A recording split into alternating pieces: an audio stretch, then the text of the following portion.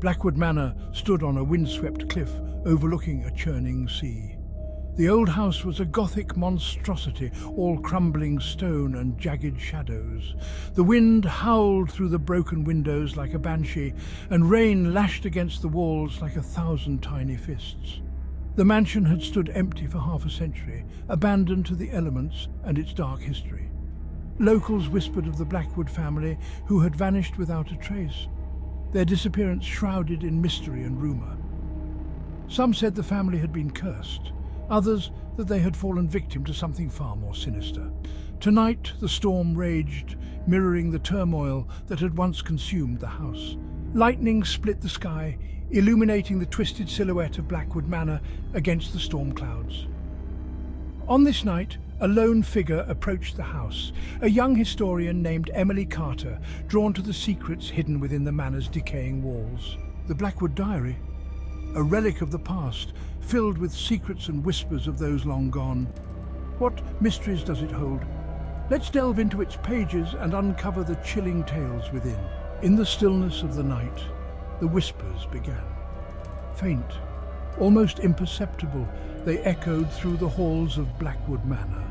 Each murmur carried a chilling tale, a fragment of the manor's dark past. The whispers seemed to come from nowhere and everywhere, filling the air with an eerie presence. Driven by the diary's revelations, I experienced vivid, terrifying flashbacks.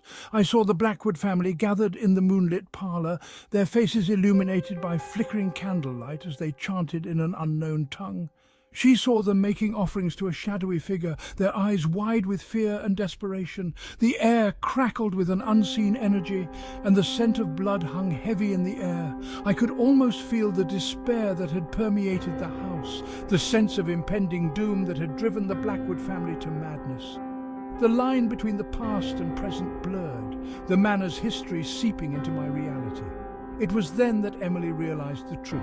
The Blackwood family had not been victims, they had been perpetrators. They had dabbled in forces they couldn't comprehend, and in doing so, they had damned themselves.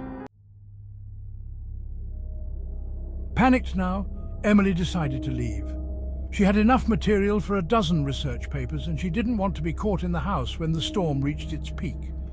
But as she hurried down the hallway, she realized with a growing sense of dread that the layout of the house seemed to have changed. Doors that had led to one room now opened into another. Hallways seemed to stretch on endlessly before her. She was trapped. The Blackwood family, or whatever malevolent entity they had summoned, had no intention of letting her escape. Panic clawed at her throat, threatening to overwhelm her. She ran from room to room, her heart pounding against her ribs, but every turn led to a dead end. The air grew heavy, making it difficult to breathe. Emily realized then that she wasn't just lost. She was being hunted.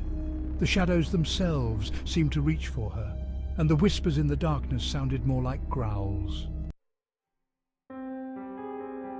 Emily found herself in the grand ballroom, its once polished floor now covered in dust and debris.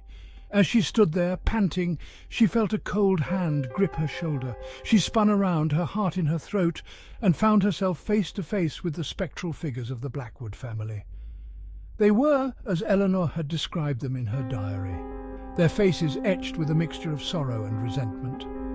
Their eyes, though, were filled with an icy fire, a hunger that chilled Emily to the bone. We sought power, but we found only despair. And now we are bound to this place, forever. Emily understood. The Blackwoods hadn't wanted to harm anyone. They had simply been seduced by promises of power and immortality. Now they were trapped, bound to the mansion by their own misguided desires. As the Blackwood family advanced towards her, their forms flickering like dying embers, Emily knew she had to act quickly. She remembered a passage in the diary, a ritual of binding and banishing, a desperate attempt to undo the damage they had wrought. Clutching Eleanor's diary, Emily began to recite the words, her voice trembling at first, then growing stronger with each syllable. She could feel the air crackle around her, the temperature plummeting as a cold wind swept through the ballroom. The spectral figures of the Blackwoods writhed and moaned, their forms flickering violently. She poured all her fear, all her desperation into the words, willing them to work. The diary grew warm in her hands, the paper almost glowing with an otherworldly light. The final words of the ritual left her lips, echoing through the silent house. For a moment everything was still. Then, with a deafening crack and a blinding flash of light, the Blackwoods vanished, their spectral forms dissolving into motes of dust that swirled around Emily before fading away. As the first rays of dawn pierced through the gloom, painting the eastern sky in hues of purple and orange, Emily found herself standing outside Blackwood Manor. The storm had passed, leaving behind a world washed clean, the air fresh and sweet.